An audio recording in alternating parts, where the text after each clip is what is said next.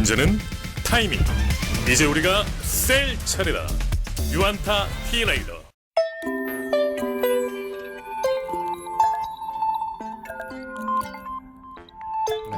안녕하세요. 유안타 이진엽입니다. 금일은 BGF 리테일 관련해서 말씀을 드릴 수 있도록 하겠습니다. BGF 리테일 같은 경우는 일단 업계 재편의 위너가 될 가능성이 크다라고 판단을 하고 있고, 그에 따라서 리레이팅 가능성이 크다라고 생각을 합니다. 당사는 19년에 편의점 밸류에이션 25배까지 모셔도 됩니다라는 자료를 통해서 업계 재편에 대한 이야기를 드렸어요. 재계약에 대한 사이클이 증가를 19년부터 하게 되고, 거기에 있어서 편의점 상위 사업자 중심으로 업계 재편이 될 가능성이 크다. 그리고 그 업계 재편의 승자는 아무래도 밸류에이션 리레이팅이 될 수 있다라는 부분들을 말씀을 드렸습니다. 아무래도 업계 재편의 승자 같은 경우에는 업계 재편을 통해서 사실 밸류에이션 재계약 점포들을 조금 더 데리고 옴으로 통해서 시장 성장 이상의 양적 성장을 할 수도 있고요.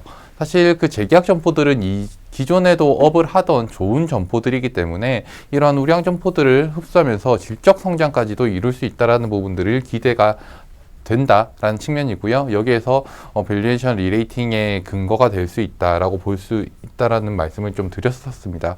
그리고 우리보다 먼저 업계 재편이 되었던 일본 같은 경우에도 이렇게 업계 재편의 위너 같은 경우에는 밸류에이션 리레이팅이, 업계 재편의 루저 같은 경우에는 밸류에이션 디레이팅이 나타났다라는 부분이 하나의 예가 될 수 있다라고 생각을 했었고요. 그래서 2년이 지난 지금 누가 더 잘하고 있느냐라고 했을 때는 BGF 리테일인 것 같습니다. 18년 대비해서 MS를 비교해 봤을 때 BGF 리테일 같은 경우 0.3%포인트 MS가 확대된 것으로 전망이 되고 있습니다. 사실 이마트24가 후발주자이기 때문에 얘들 같은 경우에는 1000점, 500점, 만점, 1000점, 500점 이렇게 순증만 하더라도 MS가 되게 빠르게 올라와요. 그래서 이마트24를 제외할 경우만 봤을 때는 1.5%포인트 확대된 거기 때문에 굉장히 MS를 빠르게 확대해 나가고 있다라는 측면입니다. 여기서 지난해 코로나19가 터지면서 하위 사업자들은 저 부진하게 되었고, 공격적으로 MS를 확대한, 출점을 확대한 후발주자인 이마트24 같은 경우에는 점포 확장 속도가 아무래도 둔화될 수밖에 없습니다. 이 애들도 5년 이상, 일반적으로 계약 기간이 5년이라고 하면 5년 이상 영업을 했던 점포들이 늘어나기 때문에 재계약 점포 수가 늘어나게 된다라는 측면이 점포 확장 속도가 점진적으로 둔화된다라는 것을 의미하게 되고요.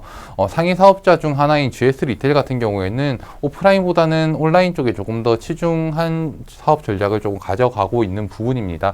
그러다 보니까 아무래도 BGF 리테일이 여전히 오프라인 쪽에 집중을 하고 있고 MS를 더욱더 확대할 가능성이 크다라고 생각을 하고 있습니다. 그렇기 때문에 업계 재편의 승자 같은 경우 밸류에이션 리레이팅이 타당하다라고 보고 있고요.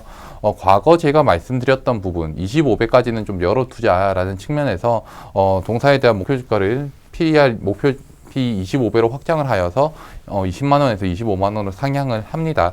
2분기 실적 같은 경우에는 사실 5월 기존 점성률이 조금 전망 대비해서는 부진했던 걸로 보이긴 하나 6월 달부터 급식 바우처 사업에 대한 수혜 때문에 반등이 나타날 거고요.